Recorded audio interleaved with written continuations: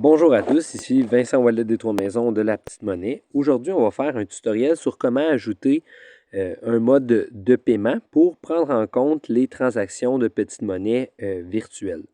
Donc, si vous avez une entreprise et vous utilisez Shopify, Clover, Square et toutes sortes d'autres applications de paiement, sachez que le pire, à peu près, pour ajouter un mode de paiement, c'est Square. Donc, on va parler du cas Square dans ce cas-ci.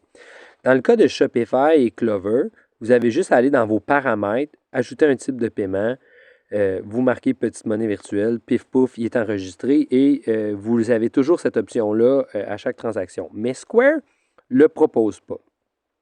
Cela étant dit, on va regarder par exemple une vente pour montrer que, par exemple, j'aurais à facturer 38 et je vois ici les différentes options qui s'offrent à moi. J'aurais espèces, carte enregistrée, envoyer lien de paiement, carte cadeau, saisie manuelle de la carte de crédit, plus, et là, il y a d'autres possibilités, dont autre type de paiement. Alors, une des choses que je pourrais faire, c'est marquer, peser sur autre type de paiement et enregistrer le paiement. Aucun reçu, et voilà. Je fais une nouvelle vente, je fais la même chose. Alors, c'est-à-dire que tu ne pourras pas ajouter le paiement petite monnaie, mais si tu as formé tes employés à dire autre type de paiement, c'est petite monnaie, bien, ça va toujours recenser la petite monnaie. On se rappelle la petite monnaie virtuelle parce que la petite monnaie cash, comme tu peux donner le change, c'est mieux de le mettre dans cash. Donc, quand tu vas dans paramètres, une première chose que je vous conseillerais, c'est d'aller dans, vous êtes ici dans caisse, vous allez dans type de paiement. Il y a 10 paiements actifs. Les principaux, c'est ceux qu'on va voir, hein, si on prévisualise, c'est ceux qu'on va voir en premier.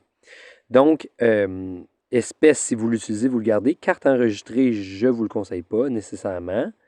Envoyer le lien de paiement, à moins que vous ne l'utilisez pas, que vous l'utilisez, ça va. Carte cadeau, peut-être que vous pourriez utiliser carte cadeau ou la petite monnaie, mais le problème, c'est que si vous avez vraiment des cartes cadeaux dans vos entreprises, ce n'est pas l'idéal.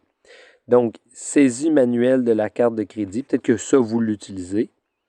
Donc, vous pourriez rajouter, prendre autre type de paiement, l'amener ici, par exemple, et on voit plus de types de paiement, autres cartes cadeaux. Si vous pourriez aussi décider que la petite monnaie, ça va être autre carte cadeau ou chèque cadeau.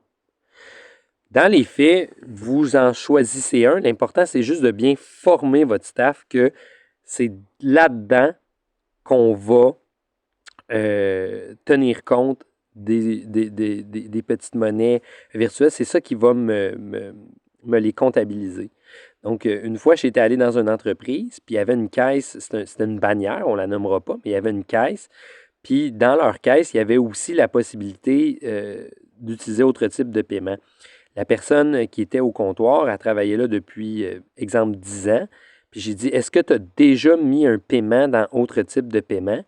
Puis elle a dit, non, je ne l'ai jamais fait, j'ai aucune idée à quoi ça sert, puis ça a toujours, on n'a jamais mis un paiement là. Fait que dans ce cas-là, vous pouvez l'utiliser pour la petite monnaie. Bon, pour faire une conclusion de tout ça, c'est juste de dire que dans certaines applications de paiement, tu peux rajouter le mode de paiement petite monnaie, ce qui est le plus visuel et intéressant.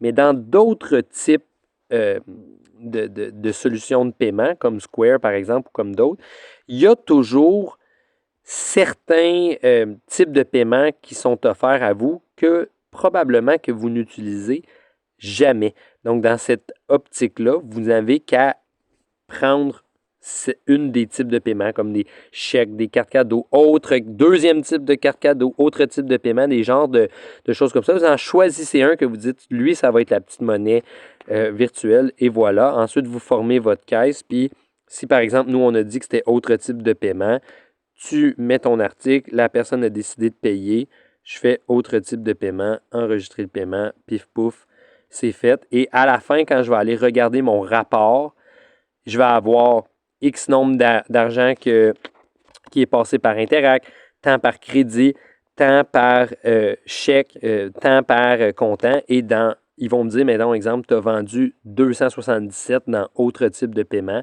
Alors moi, je vais pouvoir savoir que ça, c'est la petite monnaie. Fait que des fois, il faut être un petit peu créatif si on veut, mais les applications de paiement nous donnent toujours une solution pour prendre en compte justement les paiements avec la petite monnaie. Merci.